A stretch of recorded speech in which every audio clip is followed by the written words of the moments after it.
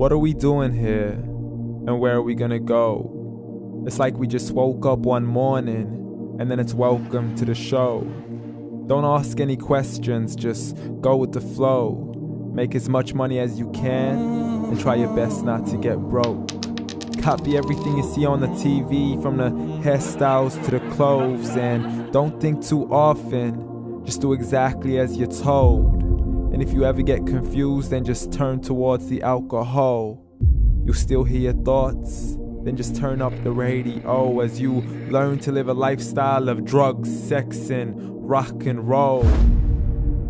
But in all honesty, I just need to know, is there more to the cycle than growing and getting old? Living and dying just to leave behind a happy home and a whole lot of property that somebody else is going to own.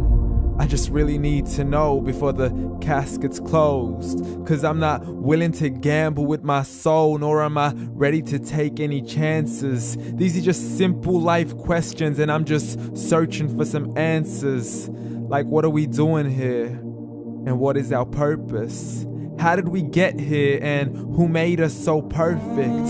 And what happens once we go, or is this world all really worth it? Questions we don't answer because apparently we don't really have to. There's no purpose to this life and our existence is merely natural. Then in that case, please let me ask you, did you create yourself, or was it somebody else who had fashioned you? 'Cause you're a being that's impeccable, faultless and unparalleled. You're a product of supreme intelligence and I'm merely being rational. For there isn't a camera on this earth that can come close to the human eye, nor a computer that can compete alongside the human mind. And if the whole world was to come together, we wouldn't be able to create a single fly. So many signs, yet we still deny. As science tries to justify that all this could come from none, when it's a simple sum. 0 plus 0 plus 0 cannot possibly ever give you 1. So from where did all this order come? But everything has its origins, a maker, a creator of its own. I mean, the only reason you're watching this video is because somebody had to press upload. So we can believe in the Big Bang, but I'd rather believe in He who caused it to explode. Allah, the creator of everything along with every single soul.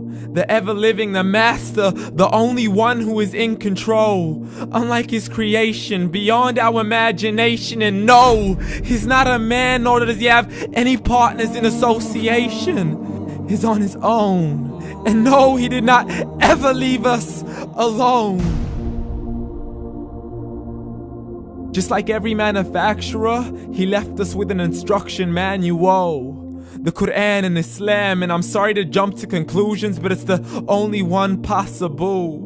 The only definition of God is the one and only supreme being. It's logical, a book with 0 contradictions, with miracles that are both scientific and historical, all revealed over 1400 years ago.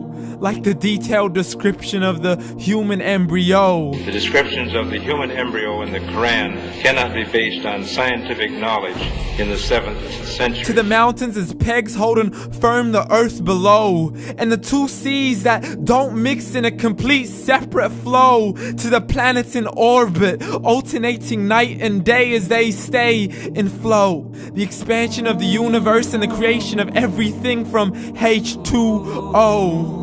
To the stories of the past and the preservation of Pharaoh. To identifying the lowest point in the land where Persia defeated Rome. The gushing fluid that created man in the glands between the ribs and the backbone. And not a word has changed, it's still the same. So please explain how all this was known over 1400 years ago. To a man who couldn't read or write as he would recite whatever the angels spoke. And if you still don't believe, please try to come up with something that's even close. But you can't, so we took God as a mockery and his messengers as a joke.